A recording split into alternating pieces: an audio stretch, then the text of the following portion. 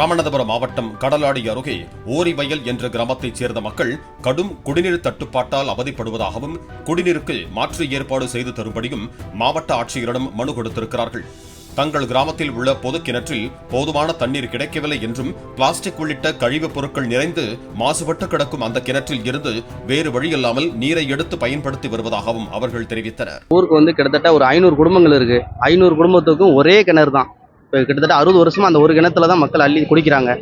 விடிய விடிய தண்ணி இல்லாமல் ரொம்ப கஷ்டப்படுறாங்க. இதை லோக்கலில் நாங்கள் பிடிஓ கிட்ட சொல்லிட்டோம். கிளார்க்கிட்ட முக்கியமாக கிளார்க்குக்கு எங்கள் ஊர்ல இருந்து ஒரு நாளைக்கு மட்டும் 400 ஃபோன் போகும்.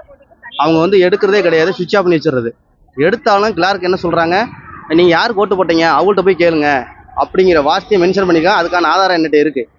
அது போக எங்க ஊருக்கு இது எழுதி அந்த கரண்ட் லைன் கிட்டத்தட்ட இது ஈவினிங் ஆனால் கரண்ட் வரதே கிடையாது. இப்போ சமீபத்தில் ரொம்ப கோரிக்கை வச்ச உடனே சமீபத்தில் தான் போட்டு விட்டுருக்காங்க.